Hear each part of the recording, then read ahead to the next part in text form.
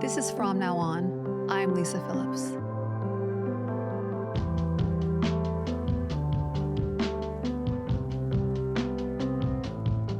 Just a heads up, this episode contains discussions of domestic violence and emotional, physical, and psychological abuse. Some may find it upsetting. We encourage you to take care of yourself. My podcast, From Now On, was built on a foundation of education, which is, in my opinion, the most crucial part of the Me Too movement. While I've focused on survivors in the entertainment, arts, sports, fashion, and film industries, I can't ignore the thousands of women who are assaulted by their partners every year. It would be impossible to do a full season without spotlighting the abuse that happens behind closed doors, because, as we all know, most abuse is in the home. We need to talk about domestic abuse. People often assume I created From Now On because of my experiences in the early 2000s when I was an ambitious young model and actor in New York City. And while that's part of my story, what if I told you that this podcast isn't just for the women striving towards their dreams? It's also for the women who have regular jobs or stay-at-home moms who face the same kinds of abuse. I didn't just create this platform to protect the dreamers. I created it because I, too, recently experienced domestic abuse that shook me to my core. And I'm still grappling with the shock of what's out there. You see, there's a dangerous trend we need to address: copycat predators. They idolize men like Jeffrey Epstein or P. Diddy and seek to emulate their abuse. And these aren't powerful Hollywood types. They're the normal guys with regular jobs who hide behind their supposed moral values. It's terrifying to think about, but they're out there, and I know firsthand. In 2020, after years of silence, I hit the lowest point in my life during the pandemic. I couldn't work, doing what I love. I was in a dead-end relationship while struggling to process what had happened to me all alone. I had nothing to lose, so I started connecting with other Epstein survivors, trying to understand what had happened. After I appeared on a documentary about Epstein in 2020, I began receiving hundreds of DMs and emails, mostly support, some admirers. But one message stood out. It came from a man who seemed to deeply care about me, showing me extraordinary level of compassion. He seemed to understand me in many ways no one else did. We started talking every day. He was charming, sensitive, and on top of it all, claimed to be a good Christian man. He would send or read to me long devotionals daily, and I believed I could trust him. Slowly, I started to fall for him, thinking I had finally found someone who truly understood me. So, during the pandemic, I made the decision to move to his city for a few months. My kids were in online school at the time, and the person I had been with made it clear he didn't want them around. So I was forced to leave, and it felt like the perfect escape for us to experience a new city and new changes. The man I thought I knew for 5 months quickly revealed his true self as soon as I had moved. I'll never forget the first night we were supposed to be intimate. After 5 months of him portraying himself as this generous, wholesome, religious man, he suddenly took off his mask. His blue eyes turned black, and I realized he had been waiting for this moment to abuse me in the same twisted way Epstein had. I realized he was using the exact same fetishes Epstein got off on. He got off on them too. From there, things escalated that night. He put his hand on my throat and spit on me and introduced a whole level of violence that took me back to the darkest days of my trauma. Let me tell you, you don't have to be 20 years old to be manipulated. I was targeted because I was vulnerable, isolated, lacking a support system, and still trying to heal from my past trauma. He seeked me out because I was a perfect victim for him. It took me over a year to get away from that sadistic person. He was relentless. My children were terrified when we found a tracker in my car. My nanny, who lived with us, was scared to death and left. It was a nightmare to escape until I was able to get a restraining order. But this was not some high-profile Hollywood predator. This was a normal guy. He went to church every Sunday, And that's what makes it so frightening. They can use their wealth, their charm, or even religion to manipulate you. Anything to control you so they can get the chance to abuse you. That's the turn on for the predator. They love the chase, and you are the prey. Looking back, I see all the red flags. I mean, he found me on a documentary about abuse. The love bombing, constant compliments, attention, and gifts that made me feel seen and valued. The mirroring, pretending to love everything I loved, from hiking to Korean food. I found out later he'd never even tried either one. Then there was the future faking, promises of a mansion and life together, things that never materialized. And once he had me, his only goal was to hurt me. And when I finally saw him for who he was, he turned people against me. He got my friends, and even some of my family on his side. This is what they do. They isolate you, financially trap you, and make you dependent on them, all while planning to destroy you. This is what domestic abuse looks like. It isn't always physical right away. It doesn't always come from the person you'd expect. But make no mistake, there are men out there who idolize the Jeffrey Epsteins of the world, and they're everywhere. This is why I'm bringing on a powerful guest who experienced a similar situation, but hers is just horrific. She almost didn't make it out alive. In 2023 alone, 34% of women killed in the US died at the hands of an intimate partner. Let that sink in. Out of all the women that died last year, 34% died from the person they loved. And now I'm honored to introduce our next guest, a survivor with a story of resilience that will truly move you. She's been through the unimaginable and nearly lost her life to domestic abuse.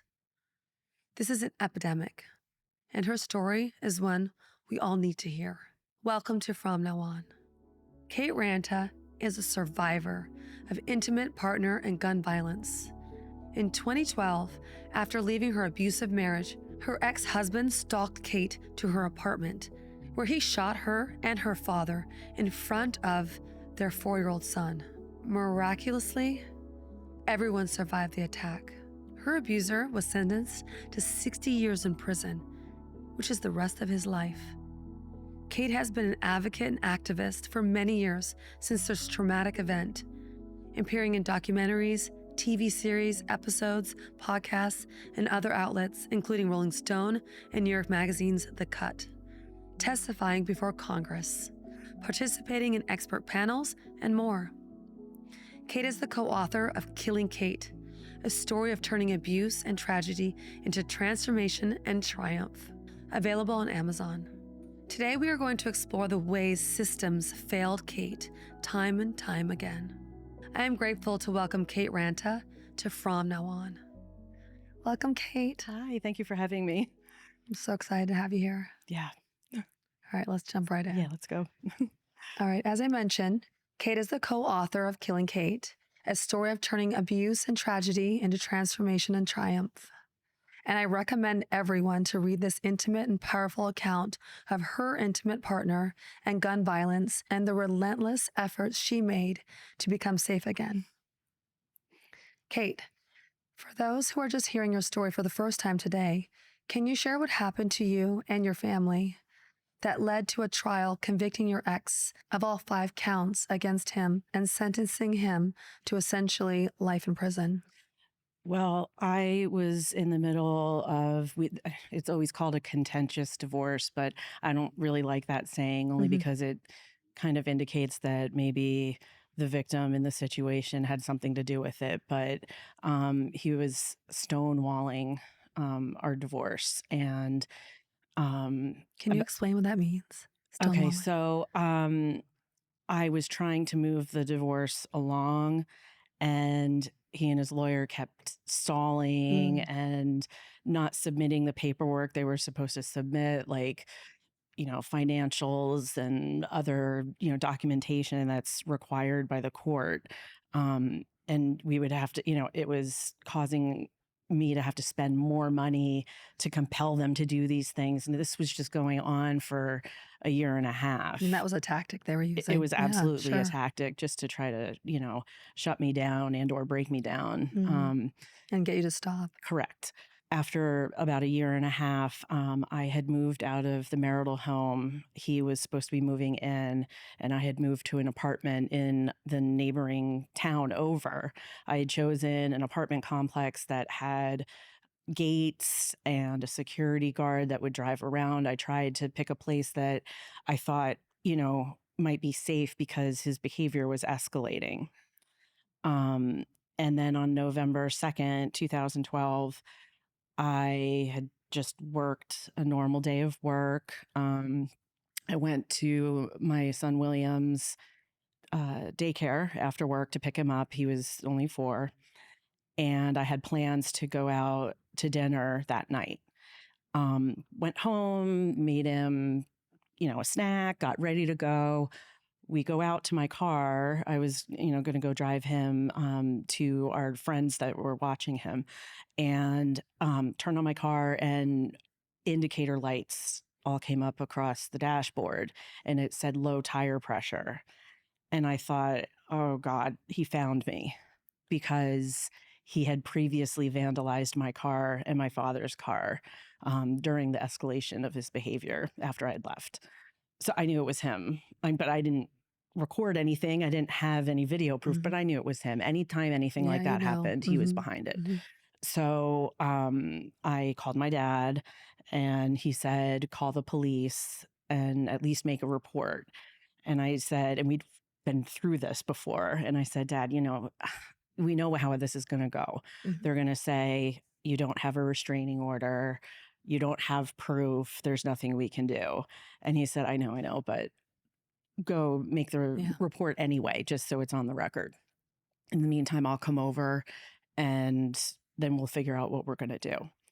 So my dad showed up, and I did call, not 911, but kind of like the just regular police Patrolling. like the police phone number, just to say I need to make a report. Police showed up. It was a young female officer, and I showed her the tire because there was a big slash in the passenger side tire. Wow, you could see the slash? Yeah. No, so and you knew exactly who did it. I knew. And I told her the history of what had been going on with him, that we'd have had previous domestic violence incidents, and that, that I knew it was him. And I do understand. I didn't have a restraining order because I'd been turned down 3 times by a judge. I didn't have any video proof. So I understand that her hands were tied in a sense, because technically, legally, there really was nothing that she could do. But she also didn't ask for a description of his car, a description of him, didn't offer to drive sort of around the complex and see if he was there. So there were I think points where maybe being a little proactive might have stopped this from happening. But so she gave me the record number and said, try to go get a restraining order tomorrow. And I said, well, I've already been turned down 3 times. I don't know what that's going to do. They're just going to turn me down again. And she was like, well, kind of sorry, But don't they always give you a temporary restraining order? I had gotten one, but it had expired. Wow. It had expired at least a year earlier. And then when I went back to try to get subsequent ones after other incidents had happened, mostly stalking type stuff, right? The judge said I didn't have enough evidence and turned me down. Wow. What city was this in? This was Coral Springs, Florida, but the court is Broward County Courthouse in Fort Lauderdale. So anyway, she left. I went back in the house. My dad said, I'm going to go back home. You and William come over, and we'll try to figure out what we should do, because obviously he's found you. I had moved. I had not given him the address, but I knew he found me. So my dad goes out the door and turns back, and I was standing there, and he said, Katie, call 911. Tom is here. and I looked, I could see the parking lot from my apartment door, and his car was backed up in a spot next to mine, and the dome light came on and I saw him. So he said, "I'll stay out here. You call." And I was like, "Dad, I didn't know, I didn't see a gun or anything, but I just didn't want my dad standing out there having to deal with him." Mm-hmm. So I said, "No, come on in." And in the meantime, I had called 911. And so my dad got in. We were both pushing against the apartment door to try to lock it to keep him out. And he was trying to push his way in. And all of a sudden, boom, boom, boom, there were 3 shots that came through the door.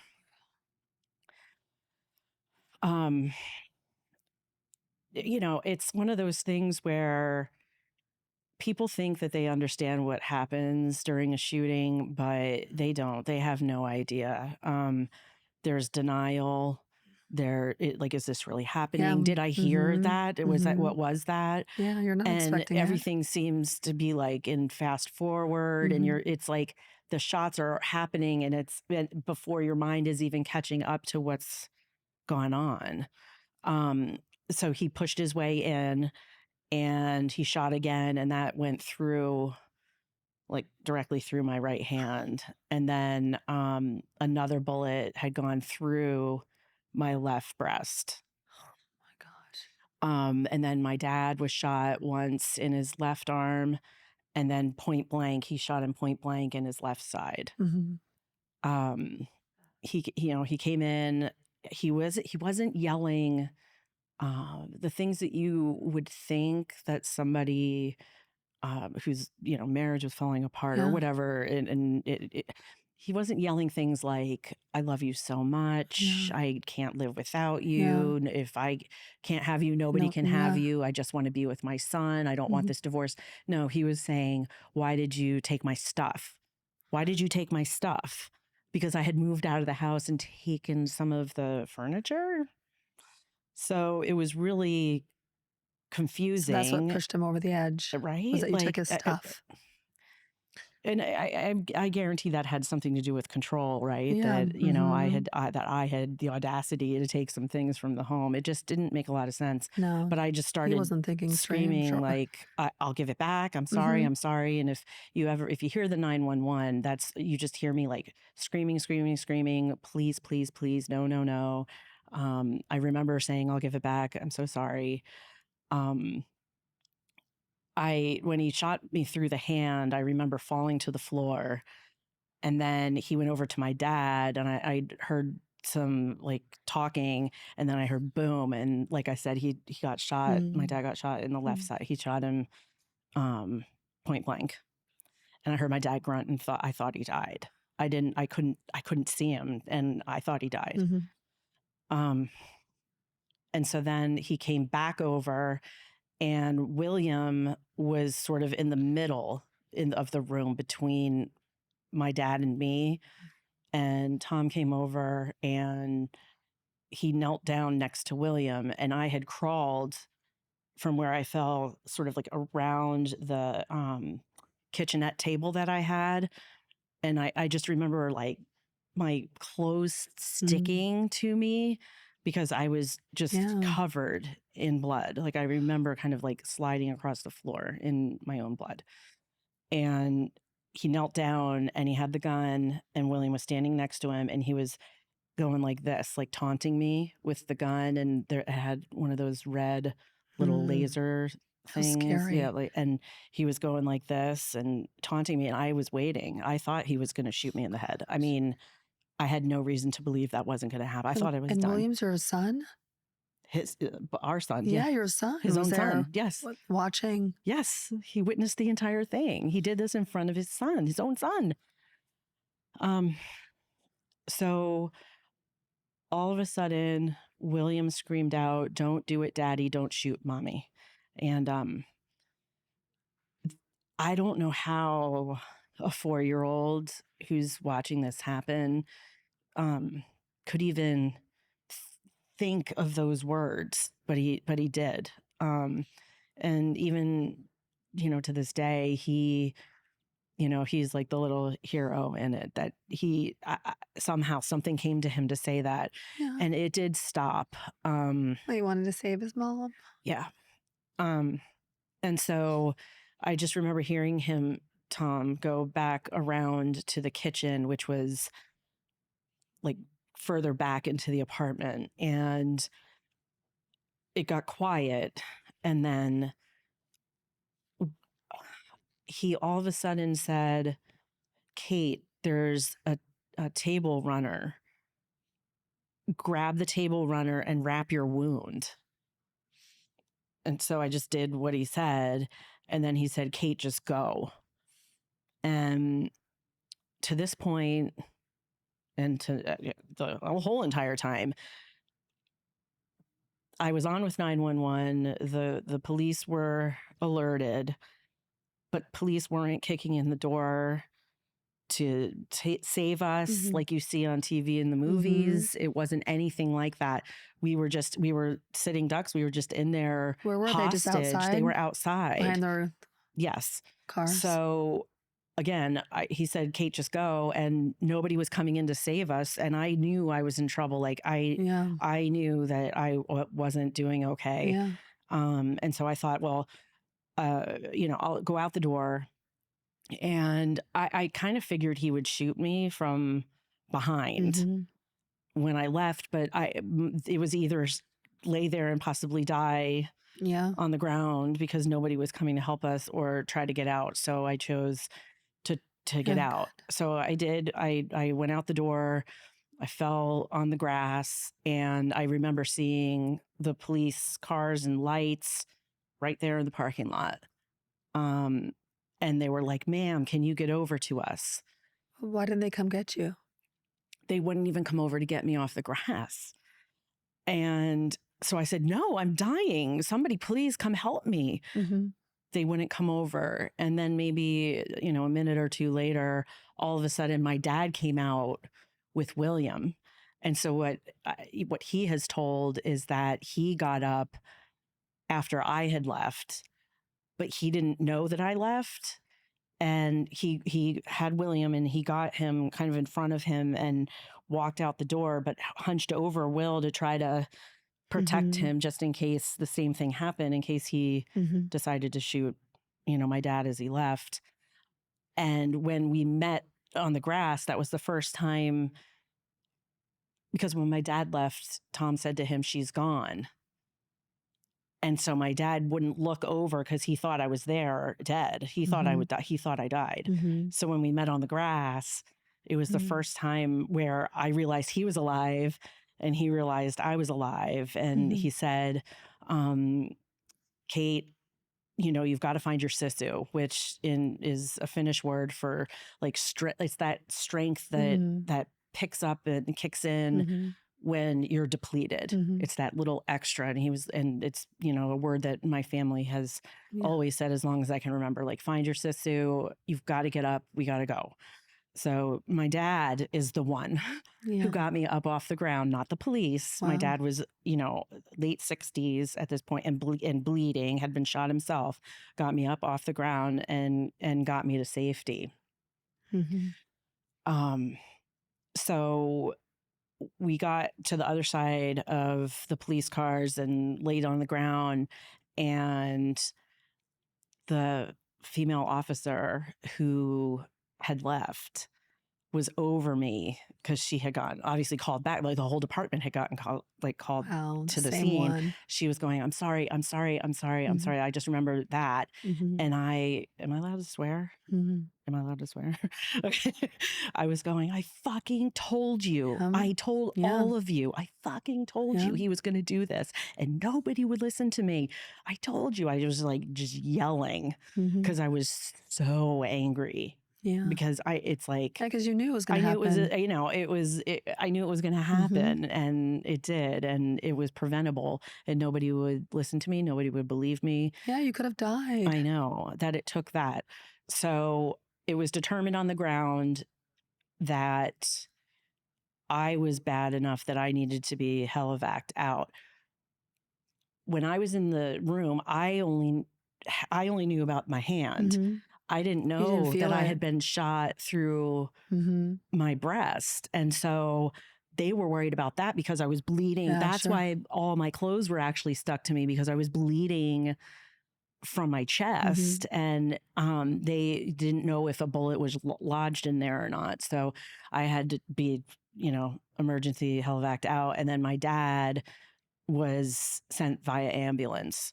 He was able to get through to my mom, who this is like the ripple effect of intimate partner violence against women, right? So my dad and I are shot.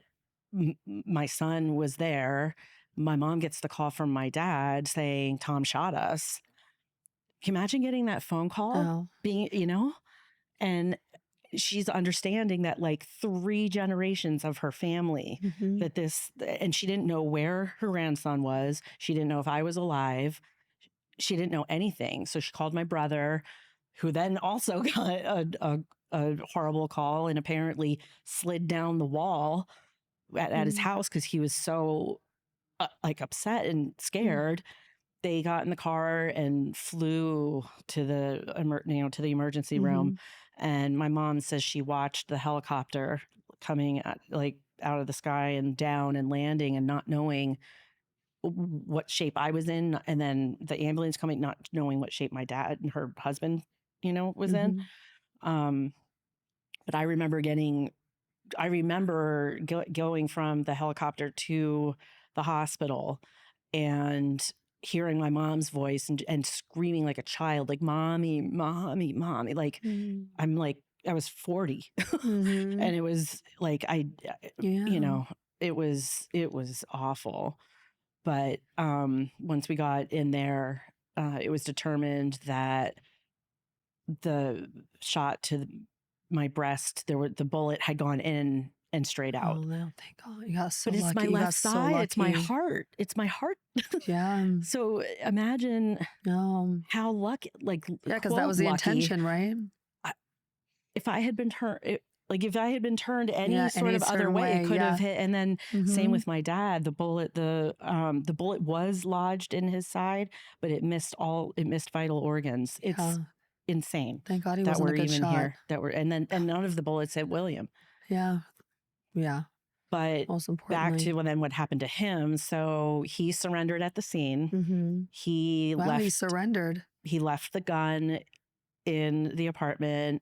Apparently, he had brought extra ammunition. He had a hunting knife with him. He had prepared for Yeah, this. he This was not. was planning something much worse. Yeah, he like, this was obviously You're lucky intentional. your dad was there. I know. So yes, he surrendered at the scene.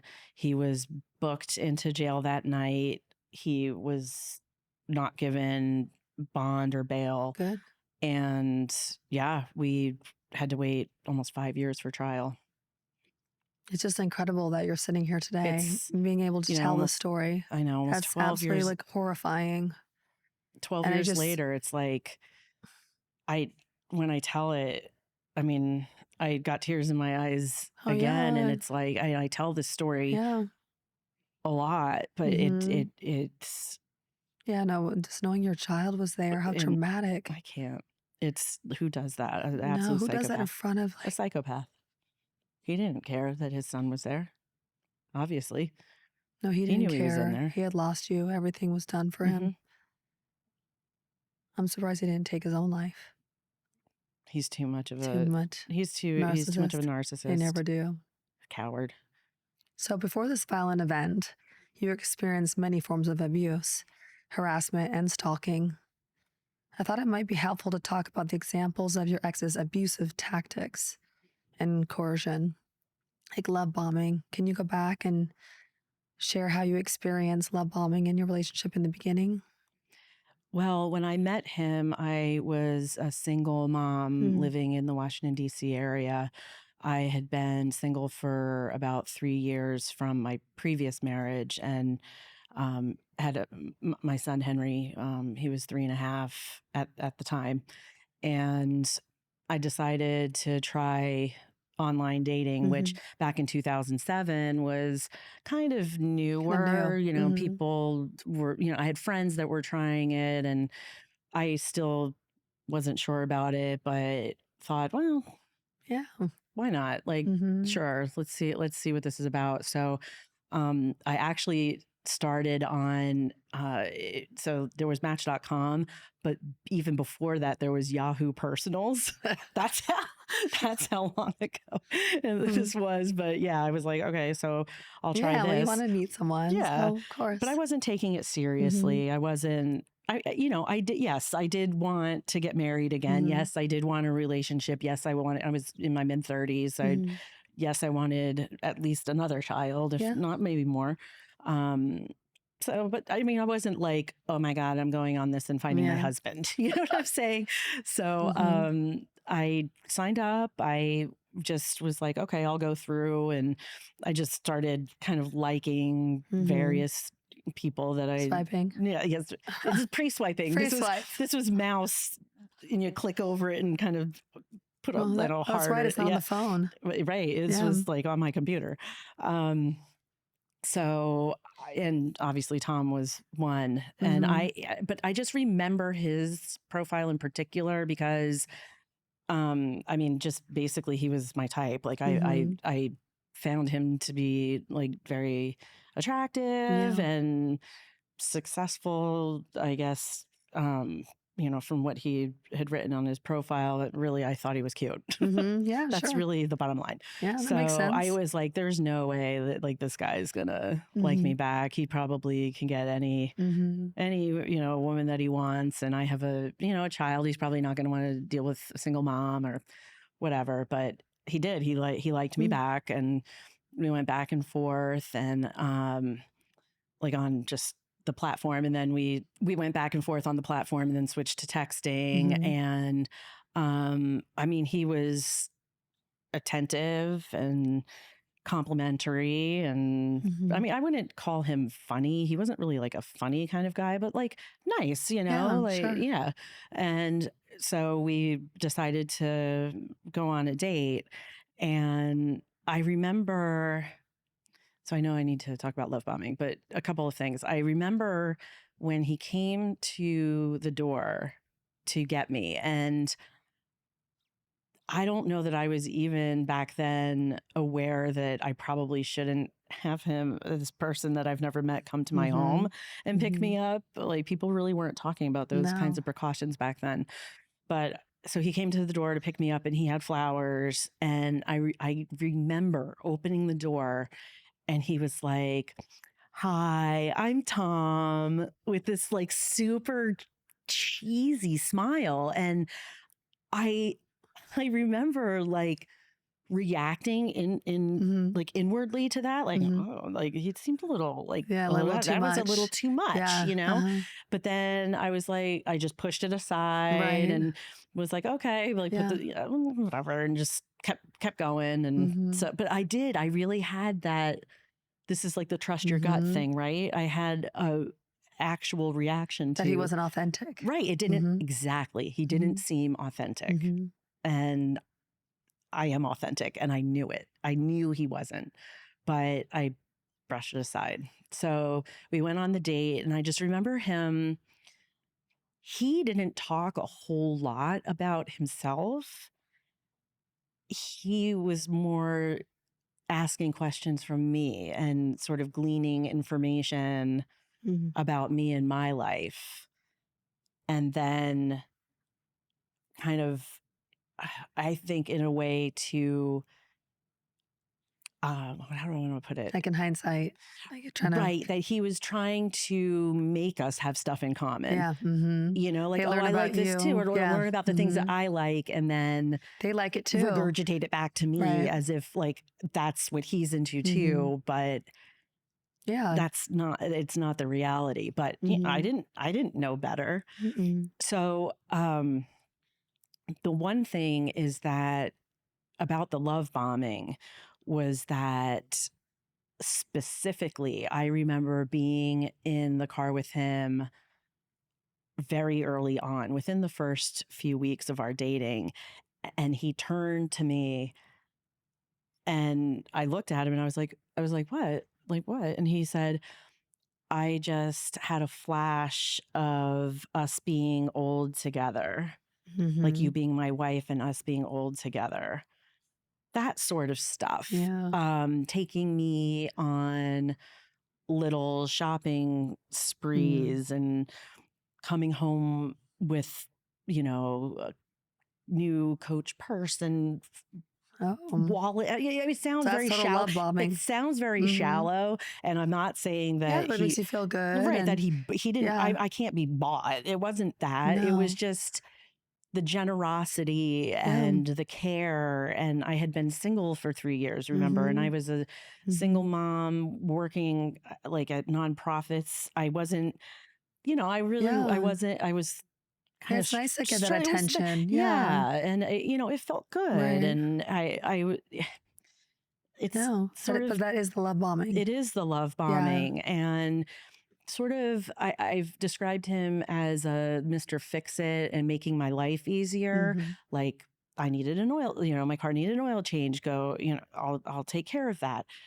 I worked kind of far from home, and in the DC area, there's a ton of traffic, like in LA. Mhm. So he would be like, I'll go pick Henry up Mm. from daycare to Being help you super out. helpful. Those Mhm. sorts of things. So So was that his personality? Did that continue on as you knew him for many years, or he was just like that in the beginning? so it's weird. He was definitely obviously like that in the beginning. But it changed at the deeper that the relationship got, in Mhm. a sense that it got to be more controlling Mhm. than I'm just being Yeah, helpful. because that's a manipulation in the beginning. Right. He really knew what to say and what to do in Mhm. order to bring me into his web Oh yeah. early on. Yeah, to make you feel like you needed him. Yeah. Yeah. So you experienced many forms of emotional and psychological abuse. One tactic he used was isolation. Can we talk a little bit about that? Share some examples of how he isolated you? It started early on. I didn't know anything about isolation. I didn't know anything about emotional and psychological abuse. I had no idea Mhm. how the red flags had started very, very early. One of the first things he did was work to drive a wedge in the co parenting relationship I had with my Mm. previous husband and my son Henry's father. We again we hadn't been together for like 3 or 4 years at that point. I think 3 years at that point. And it, it was difficult. It was difficult at the beginning, but we had gotten to a place after several years where sometimes we would have dinner together with Henry, and I think we took him to a monster truck rally Yeah, that's together once, normal. just Yeah. like, we Mhm. weren't together, but we had Mhm. gotten to a point where we were like civil and friendly, Yeah. right? And So, that's good. That's healthy. but Tom saw Didn't like it. that as a A threat. major threat. Wow. So his hit literally the one of the first things he did within the first weeks of us dating was work to drive a wedge, discouraging me from even being friendly or even civil, really. Wow. Not saying I should be like directly mean to my previous husband, but he would say that I'm too friendly and he's going to get the wrong idea and think I'm still in love with him. He would require almost demand Mhm. to review emails that I was sending to him. He was like, it needs to be more of a business Wow. situation type of relationship than friendly, and it needs to be more matter of fact and just very controlling about the way that I interacted with my ex. And Yeah, that's strange. Did your ex have problems with that? if he did, he didn't He didn't really say anything. say Okay. anything. So that's why it continued I'm on. sure that, I'm sure if you were to ask him, he would be able to note Mhm. when things really started to change. And Mhm. it was, after Mhm. I got enmeshed Mhm. with a coercive controller. Mhm. And the other thing was that he I had been living in the DC area for much of my adult life at that point, and I had a really good network of friends, and he would make comments early on about two friends I can think of in particular, where he would claim that they're not good people, that they don't have my best interest at heart, that he doesn't like them, those sorts of things. And without really giving a reason why, Mm-hmm. just, and he would always frame this in a way of saying that I needed to put my relationship with him first, that he comes first over, and we're just starting this out, and we need to feel comfortable and those sorts of things. So the isolation was starting where, Right. then working on my friends. Yeah. But you took that as attention, I or that he did, loves and I me or he just adores me, right. more so than just that he Absolutely. was trying to Right. isolate Like, you from your oh, friends. Yeah. he loves I can me see so that. much. And he just, Wants to spend all his right. He time with wants to me. spend all his time with me. And this is so romantic. It was Yeah. so incredibly naive. I didn't Yeah, well, that see. makes sense. Most people, that's why love bombing is so effective. Right. Yeah, Right. because you're getting that attention that I you don't wasn't normally. thinking about it logically. Like, wait, this isn't okay that Yeah. he's, and then what started to happen was when my parents would come and visit us in Virginia. Oh, yeah, they work on the parents.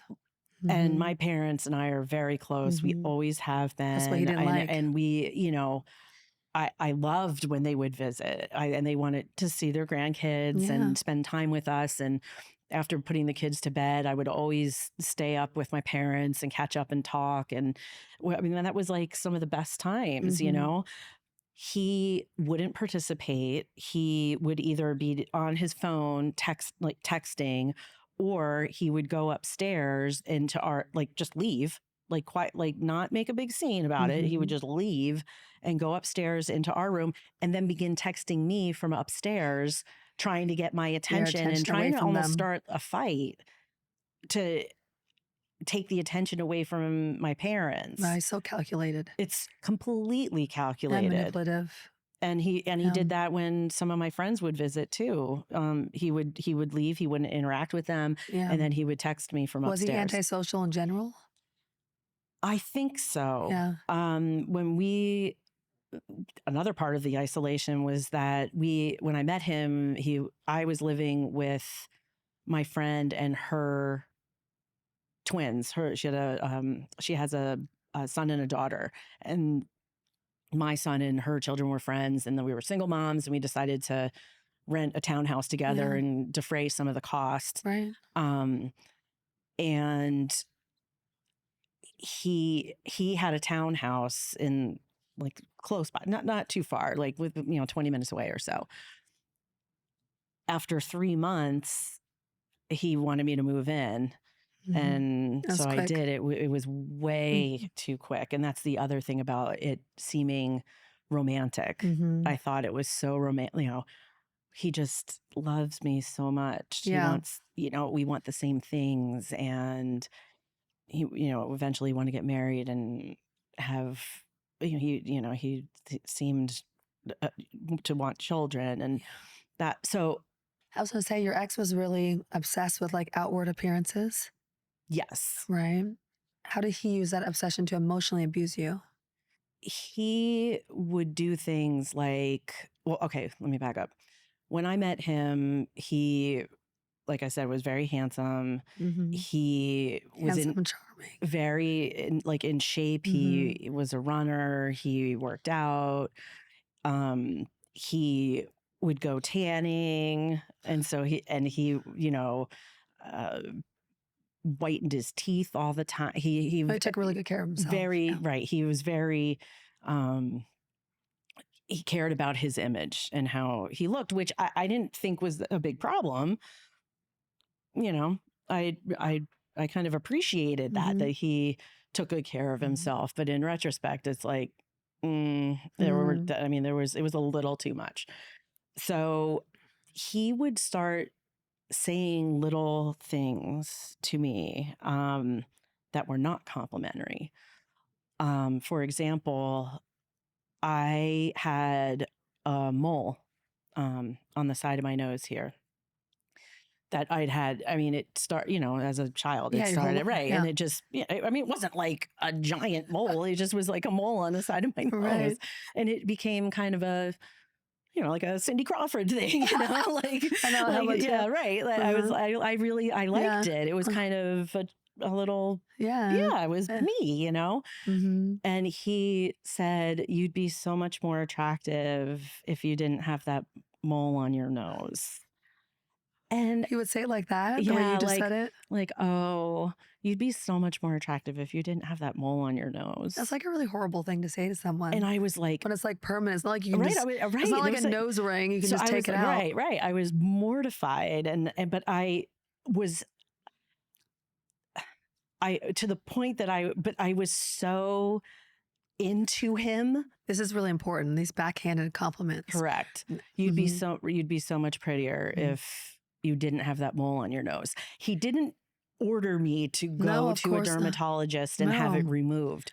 But you want to be prettier to him. Correct. And he's always going to see it. Right. And it was like being under a spell is the only way that I can describe it, because I think about these things that he was able to sort of pull off and, quote, make me do that in order to keep his, I wanted attention to be, and right. love I wanted and to be like the prettiest, hottest, whatever, like to him. And I was like obsessed about it. Well, you had to keep up with him. Yeah. Since he was so right. So I was like, but I mean, this was something that was like on my face, and since I can remember. Yeah, it's not like you can hide it. So I made an appointment with the dermatologist and had it removed. Did you feel good about it? No, because I had it removed and they didn't do a very good job. And so there's a scar on this side of my nose now. I have a nose ring because to him. Oh, that's why I got it. But yeah, there's a scar on my nose because they did a bad job and the stitches opened up. So it was like worse after I had that done. Did he say something about that? Nope. No. He was just satisfied that he got me to remove it, I think. Wow, that's control.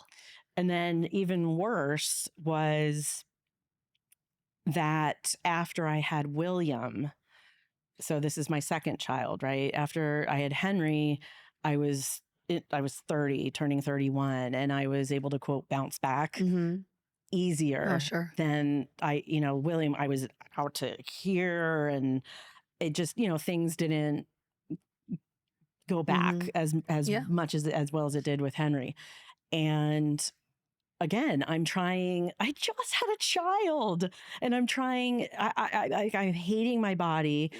And he, post birth, and he would come up behind me and kind of like jiggle. And I was so self-conscious of like my middle and but not like jiggling like, oh, I love you. No, you had my baby. No, not at all. Jiggle like, when are you gonna get rid of this? Right. Like it didn't feel good. It wasn't, oh, you're like, I love your body so much. Like you gave birth to our son. It definitely wasn't in a loving kind of way. And so that sucks.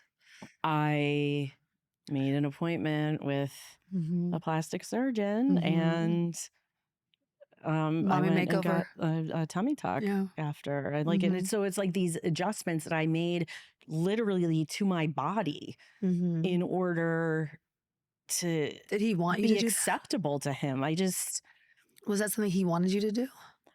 He didn't overtly say, go get a tummy tuck, but it was, I feel like the jiggling, it was, I knew what was underlying it. And I felt under a spell. Like I felt like I needed to jump through these hoops and do these things and like alter myself in order to keep his attention. And I had a boyfriend like that recently.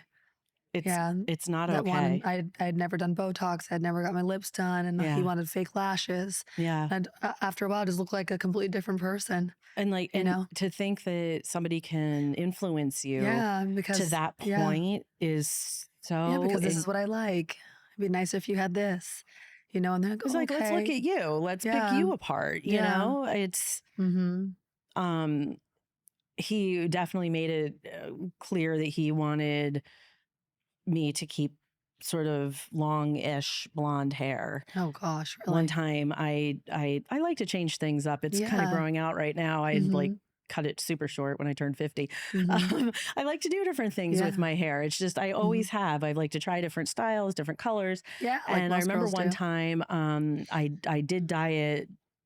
I went to the salon and I got it dark, like an Oh, auburn, and it looked good. Like I can pull off auburn. It right. looked good. And I came home and this was toward the end of things too. He looked at me with disgust, like as if you would have thought I was the ugliest thing on the face of the earth because I didn't have blonde And you hair. were feeling good. And it was awful. It's so incredibly abusive.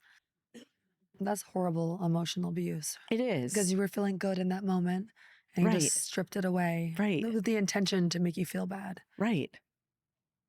Awful. And that's to keep you feeling worthless and not That's good right. enough. So you don't Not leave good him. enough. Not So you good don't enough. leave him. Right.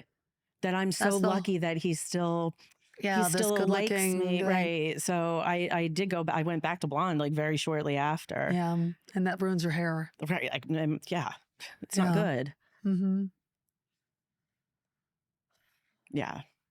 And that was towards the end. So how many years has this been now? Our relationship was not all that long. It feels like a lifetime, but really, all in all, I don't even think we made it to 3 years. Yeah, I'm not surprised you didn't make it to 3 years. Right, but it's like when you think about all of these things that I'm saying, it seems like this could have been a 25-year relationship, sure, but it yeah. all happened so fast. Everything happened in like fast forward. I feel like. Mm-hmm.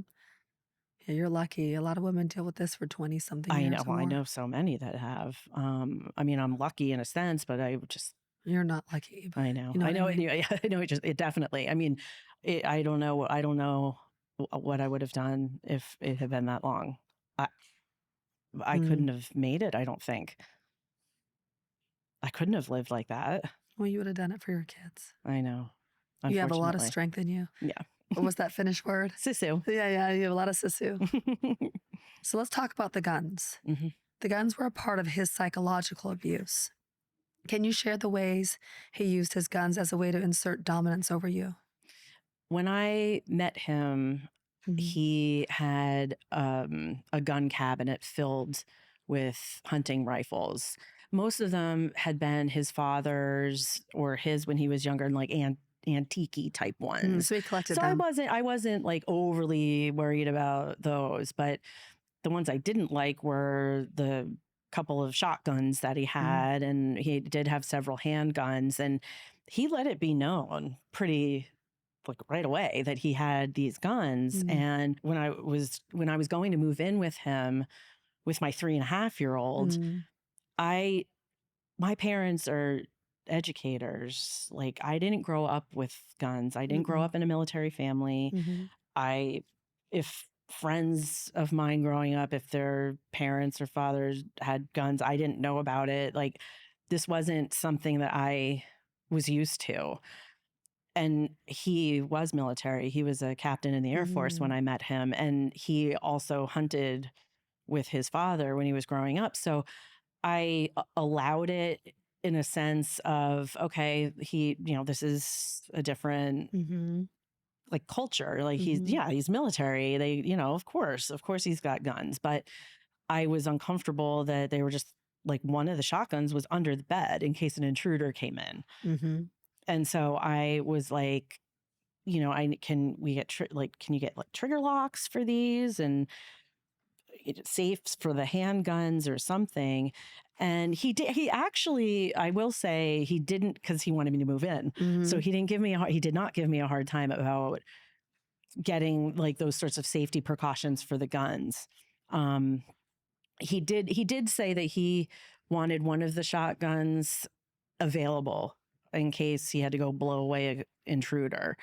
And even then I was like, I really wasn't comfortable. But one incident in particular, that I remember early on was he had this barking dog alarm, I guess, To set scare up in people. case, right? Like so it would, what do I want to say? Those, so if it's okay, he had a barking dog alarm sensor. So if somebody like broke in or something, the sensor would sound like a vicious dog barking. Well, in the middle of the night one time, the alarm, like the alarm went off and the dog barking started, and he literally launched out of bed, went under the bed and got the shotgun and was going like Rambo style through the house, like sweeping the house with this shotgun. And like my 3-year-old is in the room, in the, room. He didn't go in there, but he was like right, in the room sleeping across.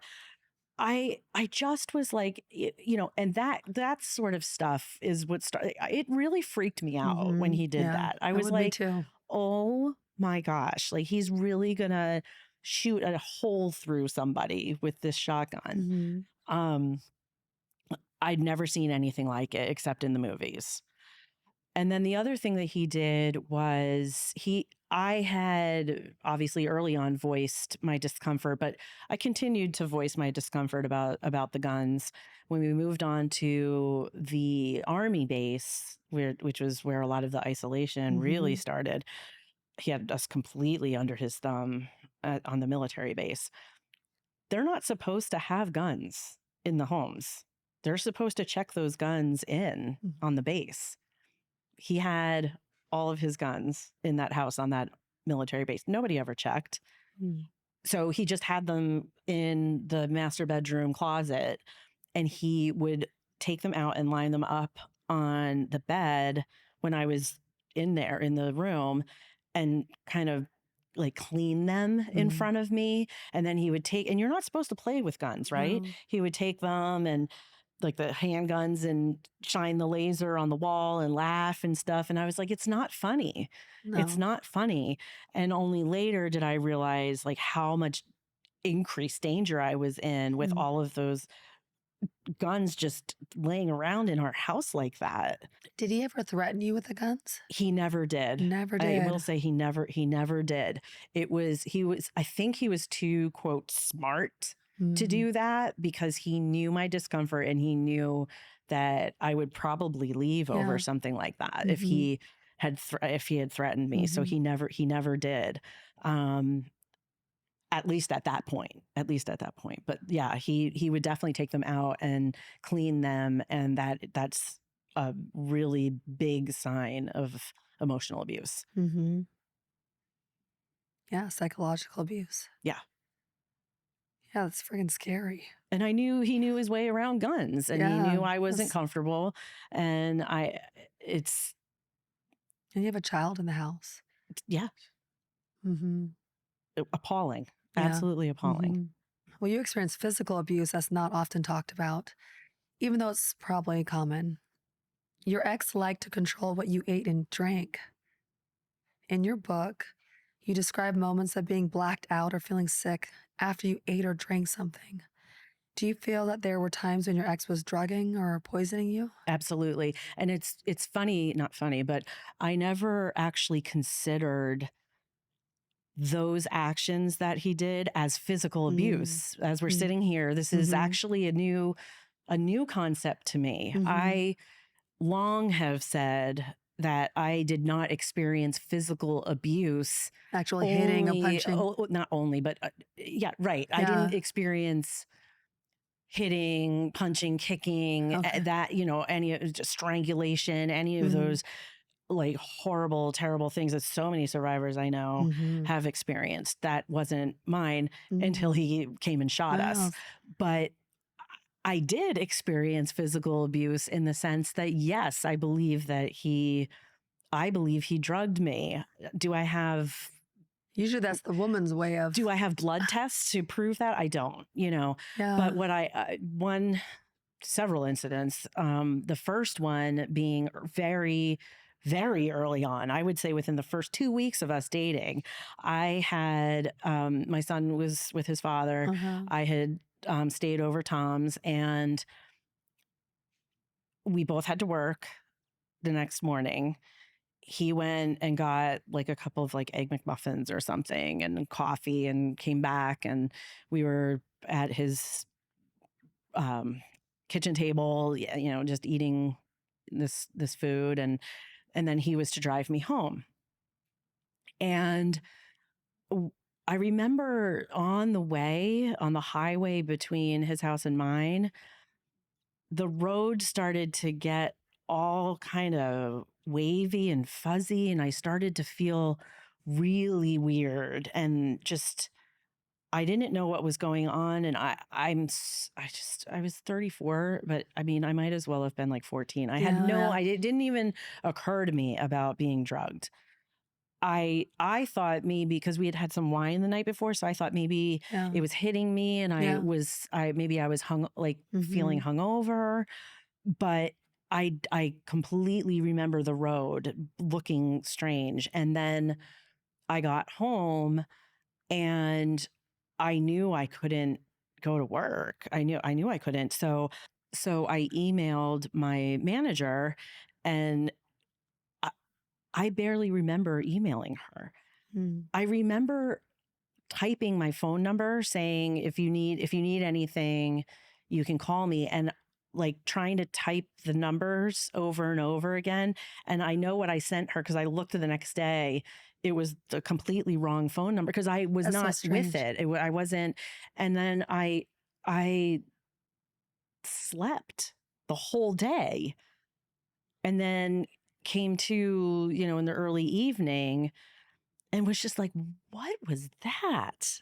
You would have thought that he would have done something. Didn't even. No, of course it wouldn't have occurred to you. It didn't even remotely come into anything in my mind. Because he was so charming. That he had put something in the food. Well, it was the beginning of your relationship. He was super charming at that time. I never. Why would be the reason why he would do that to you so early and on? Like that more. I don't know. Just to mess with you? I think so. And to maybe see what he could get away with, because I'm sure there are some women who would understand that that's what that was. Yeah, they could have been like, you drugged me, and get upset. Yeah, and would be like, peace, I'm out of here. Yeah, exactly. But so I think that, he was a boundary pusher, and he wanted to see, will she know, I'm going to do this. Will she know what this is? And I didn't. No. And I remember talking to him that evening and being like, did you feel weird in any way today? Because I felt so off, and I slept all day. And then this is what he said. He said, oh, after we had the wine, I gave us some Ambien, and it must have gotten stuck in the back of your throat.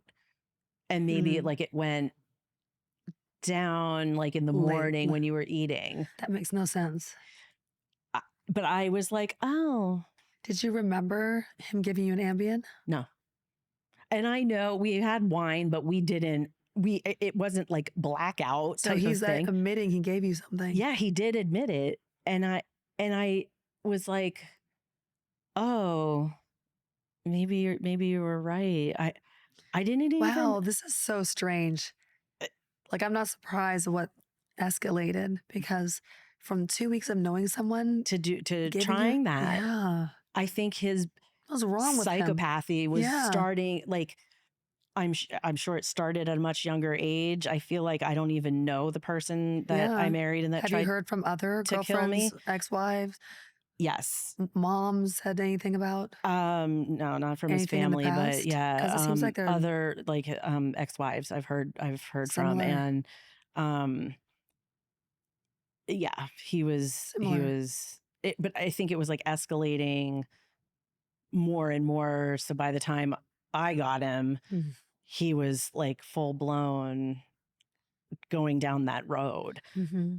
But then the other thing was that after I had left him and then unfortunately fell back with him, I think it takes a woman 7 to 9 times to leave her abusive relationship. I did fall back once. And during that time is also when I think he was putting something in my food because I was violently ill, like projectile vomiting. Oh, And yeah. he would Was a serve the savior. food and he would serve the drinks. And I wasn't as naive at that point because a lot had gone down already. And I did start to suspect that he was giving me something to keep me sick. Oh, he's a bit of a sadist. Yeah. He wants to harm you. Yeah, he did. He was very, very, very dangerous, a very dangerous person. He's exactly where he should be for the rest of his life. He should not be in society, and anybody like him should not be in society. Good for you for putting him away. I didn't give up. I know. Would you say the military was the first system that failed you to protect you from your ex?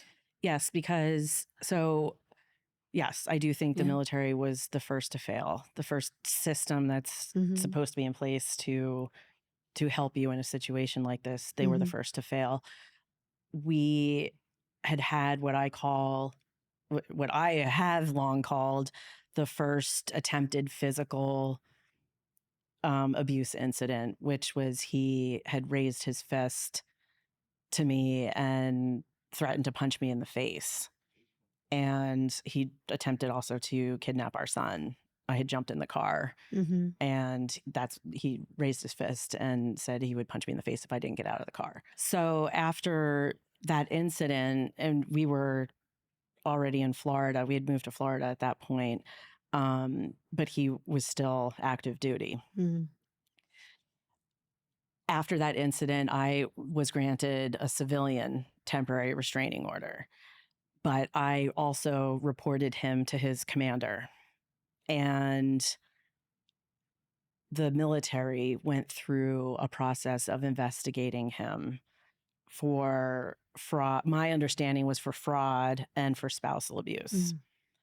And a whole investigation had kicked off, and it went on for several months. And I was told that they recommended court-martial for him. Unfortunately, back in 2011, the military, and this has only recently changed, by the way, the military leaves it up to the command what to do with their soldier. So the command can court-martial and go with the recommendation and court-martial, or they can handle it administratively, or they can do nothing at all. I was floored. I was like, how can you tell me that he's found guilty by this unit? And then the commander can say, we're not going to do anything about it. And that's what happened. I got a call from the commander, and she said that they handled it administratively. She knew how dangerous he was, by the way. We were in close contact through those months that he was being investigated. She knew about the domestic violence incident. She was very aware. They didn't want to deal with him. So she said they handled it administratively and that they were going to retire him. Wow. And I cried. I cried on the phone and begged her, said, please don't let him out. He's going to be so angry now because he knows that I'm the one that reported him. And now you're going to set him loose and he's going to come back down to Florida and he's going to come after me. And they were just like, oh, well, they didn't care. They did not care. And they were the first stopgap. They absolutely could have held him accountable and they could have court-martialed him, and they had... Could have stopped there. They could have stopped right there. They had seized our computer. They had everything that they needed. And they did absolutely nothing. So after the shooting, I sent his mugshot and some of the media coverage links to the two commanders and was like, thank you for protecting your precious soldier and his precious pension instead of the wife and child that he almost killed. I told you he was going to do this. No response. I've never received a response from the commanders. Yeah, I'm sure they felt that. If they did, they didn't care. I've never heard. So absolutely. Obviously, I still get fired up about it because you should. It was You should, because you shouldn't have gone through that. I shouldn't. I always thought that, we hold our military to such high standards and we have this like big love affair with our military in America. And I really thought that they were supposed to be the good guys and that they would do what they needed to do. Mm-hmm. Complete failure. So, as you were recovering from the attempted murder of you and your dad, what were you in court for? And what had to happen first before the trial for the attempted murder? Right. So there were two major things with the court that happened before the criminal trial. Mm-hmm. The first one was within maybe a week or two. I want to say within the first week after the shooting, Mm-hmm. I had my divorce lawyer who kind of took over that kind of stuff, and we went down to the courthouse and petitioned for permanent restraining orders Yeah. for me, for my dad, and for William. Well, you only get a restraining order after. Right. So, and he's allowed to be there. That's infuriating. So we were waiting on the benches, and but we were kind of on the side, and then the hallway was here. And I remember hearing the shackles. He comes, we're right here. This is, like I said, within a week, comes walking right by, and he looked right at me when he walked by. He had just shot me, but he was allowed to be there. So for the permanent restraining order hearings, he didn't even say anything. It's just fun for him to continue his, terrorism, basically. Yeah. So my dad and our lawyer got to go into the courtroom and face the judge who had turned me down for 3 restraining orders. And my dad's was granted, and then I was up next. Guess what? He wouldn't see me. Why? He knew, everybody in that courthouse knew about the Maffei shooting. He knew that he had turned me down, that I had asked for several times I had gone. And he said, I never had enough evidence. And I don't know what his problem was, but he rejected me. He wouldn't face me after the shooting. Yeah. He granted it. He granted the permanent restraining orders for William, but he wouldn't face me. He was wrong. He knew he was wrong. Yeah. And what a coward that he wouldn't face me. Yeah, because you were there 3 times wanting a restraining order to protect yourself. He didn't give it to you, and then look what happened. Right. Yeah, he was probably so ashamed. Yeah, right. And so he did the right thing after we were already almost murdered. Thanks. Yeah, of course you have to do it now. Right, thanks. And then the second big thing was after the shooting, the state of Florida brought charges and brought him to trial to revoke his parental rights to William. Good. So it was, it was a tough decision because in Florida, if somebody loses their parental rights, they don't have to pay money for that child. Really? You lose, yeah. I don't know if it's changed, but at that time in 2012, right. If you lose your parental rights, then you're not that person's parent, that child's parent anymore, and you don't have to pay child support. That was, well, like anything to get him out of there. So I was like, you know what? I don't need his money. I don't even want it. Let's say just get rid of it. Because the scariest thing for me was if he would be able to request that William come to the jail to see him, signing for passport type of stuff. No, he would still be he would have continued to torture me through it from jail. It would infuriate him to be paying you money, and then he would still But he also, for that trial, he had the chance to do the right thing and just sign away his rights, but he wouldn't do it. He made us go to trial. It took like a week.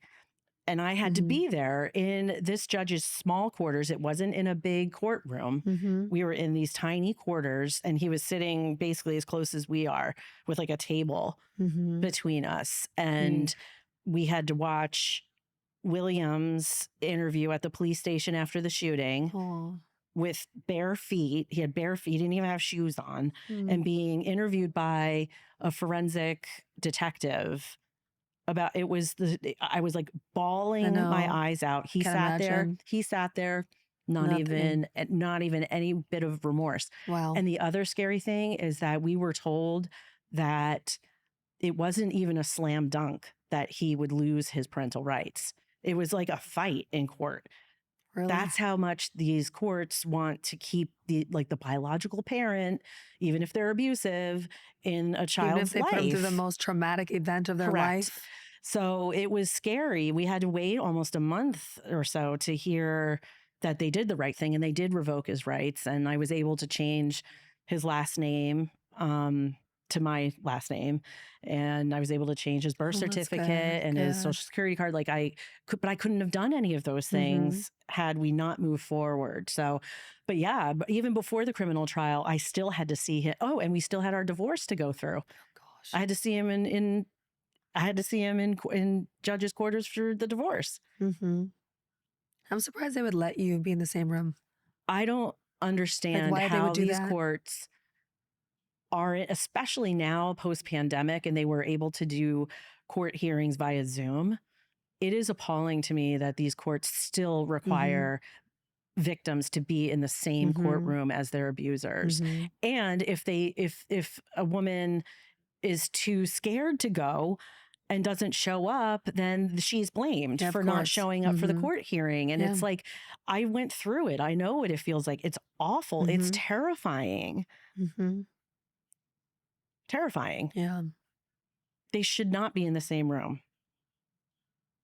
So when you met with the prosecutor for the first time, what did they tell you about the legal system and how long it would take for the trial to actually take place?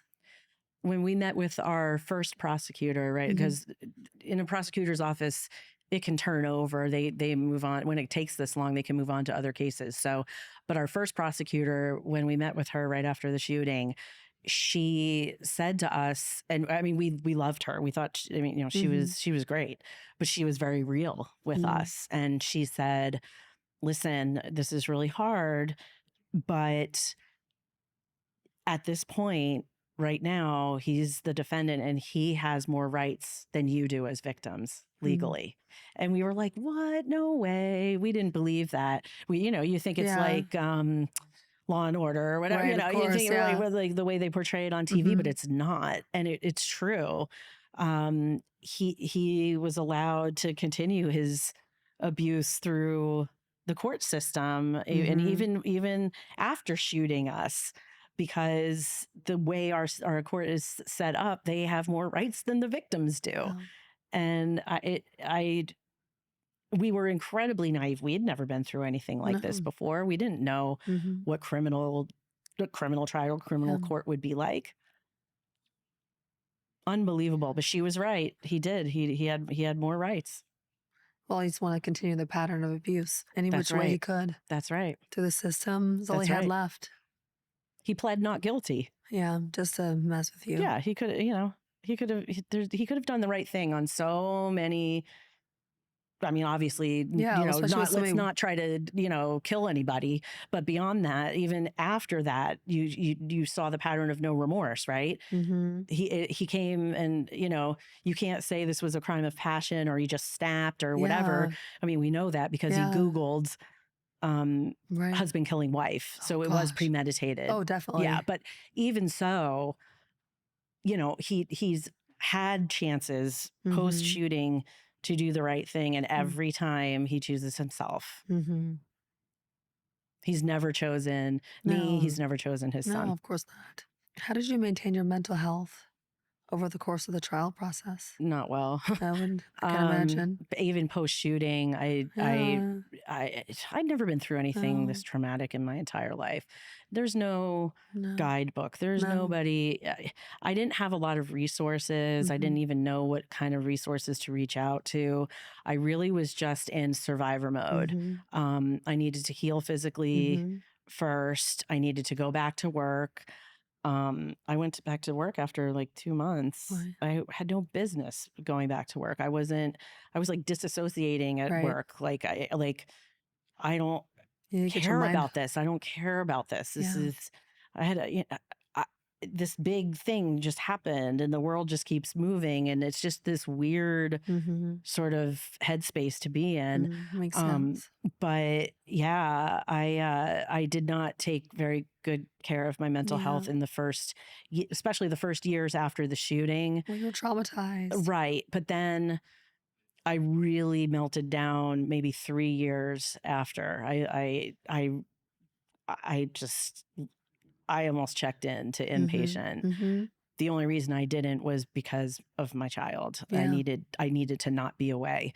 So I did outpatient therapy and did like intensive PTSD therapy. And I took FMLA from work for like 3 months. Mm-hmm. And that really To does like, help. and it did. It does really, help. I just needed that time, even for 3 months, to focus on myself and healing and getting better for me and for my child.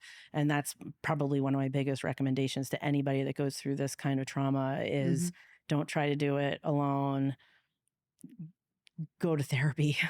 There's no shame. There's nothing wrong with that, because it will catch up to you if you try to bury it and push it away. It will and that's exactly what happened. But with the trial, we were told that it would take, because of the attorney that he hired, it was notorious for continuances. And so we were told it was going to take 5 years. And again, from that same prosecutor. And again, we didn't fully believe her. We're like, no, there's no way it's going to take.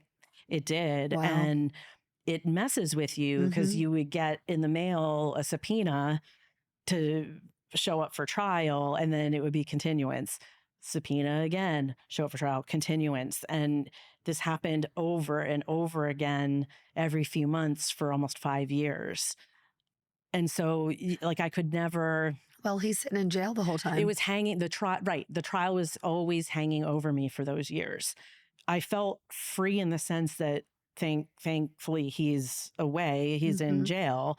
But, I mean, this was Florida, and Florida juries can be wacky. And I wasn't sure what to expect. I didn't know if something weird might happen. And what if he gets out? So these are all the things that are going through my head all these years. I can imagine. We were reassured by every prosecutor that we interacted with in those years that this was like, that we've got this, like, I mean, but you never know. You never knew. So it messes with you. Yeah. I can only imagine. It's the worst. You began telling your story soon after leaving the hospital, right? Against the prosecutor's advice. Right. Yeah. Do you feel this is another form of abuse for the survivor by silencing them? I think that as far as I understood and understand why prosecutors and, like, in the legal system, they don't want the victims to be super out there and talking about this before the trial, only because you never know kind of what people are going to say and if it's going to mess up their case somehow. But it was a gut feeling for me that I'm going to stick to the facts of what happened, and I'm not going to be silenced. And it was weird. I didn't have this whole back and forth in my head about, should I do this or should I not? It was like, I'm going to do it and I don't care. And I have lots of friends, survivor friends, that didn't speak. And many believe that the attention that my case got because I was speaking out so much probably actually helped in the end, because I don't think so. I don't think that the prosecution, I don't think that it's that they're out there to, like, continue the abuse of a victim by silencing them. I do think that they have their case in mind. But the effect of it is silencing. And there's, like, a shame, and I don't know. I rejected it. I said, I'm telling it. Yeah, I'm glad you did. I never actually got, like, a hand slap from anybody. It was just, I was going to do it, and that was it. Nobody was going to tell me not to. Yeah, well, you have this whole unbelievable story. It's almost like you want to tell the whole arc of what happened.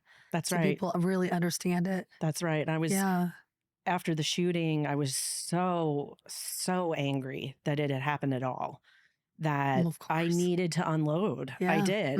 Because I wasn't believed. And that's It where was it fuels from, right? The fact right, that you and it weren't was believed. preventable. This was so preventable. If only I had been believed, and if only Mm-hmm. the right people had listened to me. And so I was like, I don't want this to happen to anybody else. Yeah. And so I'm going to talk about it, because at that point, this is almost 12 years ago, Yeah. people weren't even talking about it that much, No. even as recently as 12 years ago. Yeah.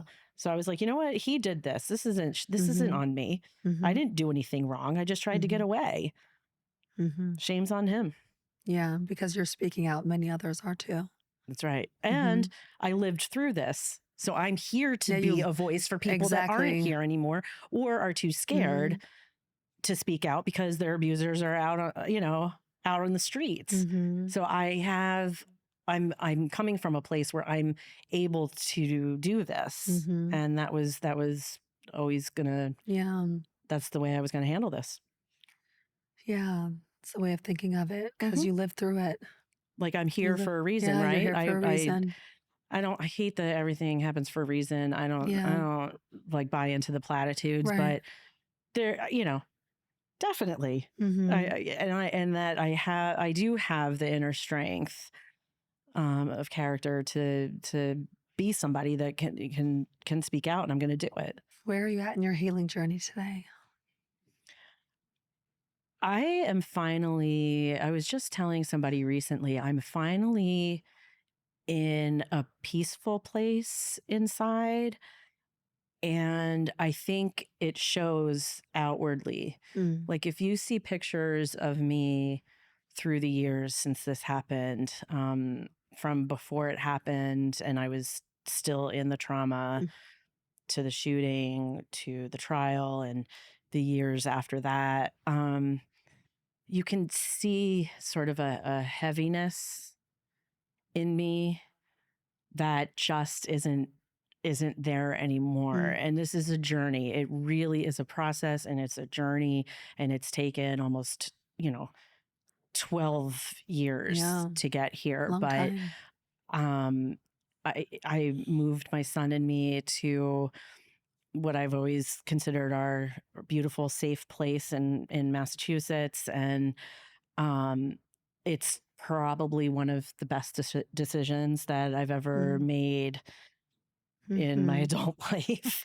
We're in a good place. Good. We live close to my parents. That's nice. I have a wonderful support network of friends. I have, a successful marketing career. Oh, great. Yeah. I mean, P.S. That's a huge thing, is that I was able to actually keep working and keep my career going even through all the trauma. It's not easy. No. What about Will now? William just turned 16. Oh, wow. So he'll be going for his driver's permit soon, which is crazy. Yeah. But again, our move, I think, really was the best possible thing for us. He is a sophomore in high school. He has a great group of friends. He's a soccer goalie. He skis. Awesome. He plays electric guitar in the school jazz band. That's so cool. He's a good student. He has aspirations for college. This is really a success story because he experienced massive childhood trauma at age 4. It's not as vivid for him anymore, but he remembers. This is I don't care how young he was. He was old enough that he witnessed it and remembers it. So he could have been, going down a very dark path as a teenager, and he's very responsible. He's very honest, very empathetic. He really is a success, and I'm so proud of him. You did a great job. I'm very lucky. I'll pat myself on the back. Because it was because he was surrounded with love from me and from my parents and his family, and he didn't really know any different. for for his childhood, except for this one incident. He's not known anything except love and support. So Yeah. he's an incredible kid. Yeah. What we will do for our kids. Right. Yeah. This is what we do. Mm-hmm. You know, you lock down and you make sure that they're okay. Make sure. Mm-hmm. You do what you have to do. You do what you have to do. Mm-hmm. And you did. Yeah. Yeah. I did. I don't know how I did it. You don't know how. I think about it now and I'm like, Yeah. I in the middle of my own trauma, how do you keep going? How do you like keep working? I can't tell you how many people are always like, oh my God, I don't know how you, like, I would have fallen apart. I would have lost it. Exactly. Like, you know, I would have, but you don't know. Like when you go through like the strength that you actually, that people have, that you do have inside of you, you don't know until it's tested, right? Right. And unfortunately, I wouldn't wish to be tested this way, but I was, and he wasn't going to destroy me. He wasn't going to destroy. You didn't let him destroy you. Nope. No. He wasn't going to destroy me. He wasn't going to, you know, destroy our son. Yeah. He wasn't going to destroy my family. I wasn't going to give him that. So we like to end each episode with this question. Okay. How would you end the statement from now on? From now on, I will listen to my gut. I actually got trust your gut tattooed on my inner arm because the only time in my life that I have ever gone wrong is when I second guessed myself. And this, unfortunately, horribly abusive and almost deadly relationship is a prime example of that. I did have an instinct. There was something in me at certain points early on that I could have made different decisions, but I went against my gut. So from now on, I will always trust my gut because I'm never steered wrong. I have amazing intuition and instincts, and I need to always remember that. And I can't go wrong from this point forward by trusting my gut. That's great advice. So true. We always need to listen to that intuition. I think women really need that too. Yeah. I think a lot of us do second guess ourselves. Oh, for sure, all the time. Especially with relationships. Especially in relationships. Want to give second chances and this man, and then maybe you go back to the beginning of the relationship. And it's like the red flags are right there. And then, well, maybe it wasn't as bad, and you're like the gaslighting. Maybe I'm not remembering it correctly. Your gut knows. Yeah. Your instincts know. Your intuition is there. We're very intuitive, and we need to stay true to that and follow it, and not second guess. No. I think it's so important. Yes. This is so powerful. Wonderful message. And you are brave. You're one strong woman. Thank you. I'm really proud of you. Thank you. Everything that you've done and accomplished. I'm proud of you too. Yeah. It's and not go easy. read her book. Her book is amazing. I literally cried my way through it. It's a tough read, but you know, I have to believe that it can help change lives. It does, absolutely, and it will. Just telling the truth, right? Yeah. Thank you so much for joining me today. Thank you so much, Lisa. This was wonderful. Awesome. This is From Now On. Thank you so much for joining me today. I'm Lisa Phillips. Special thanks to our guest, Kate Ranta. Elizabeth Wyndham is our senior producer. Christopher Leone is the editor. Corey Wynn is our director of photography. Weiler Neubauer is our video technician. And Jose Oriana is our studio producer. Our theme music is Many Worlds by Memory Theory. If you have any thoughts, questions, or stories about your own views on topics discussed on From Now On, email us at fromnowonpod@gmail.com.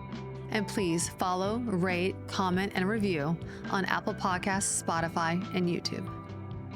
If today's conversation resonated with you and you are seeking more support in your own healing journey, if you or someone you know has been sexually assaulted, help is available. Call 800-656-HOPE. If you or someone you know is being trafficked, contact the National Human Trafficking Hotline. Text 233-733. That's Be Free. PAVE is a 501c3 nonprofit creating a world free from sexual violence and building communities to support survivors. To learn more, go to shatteringthesilence.org. Speak Out, Act, Reclaim, SOAR, is dedicated to providing a safe and empowering space for survivors of sex trafficking to reclaim their stories and stand up for themselves and each other. That's www.speakoutactreclaim.org.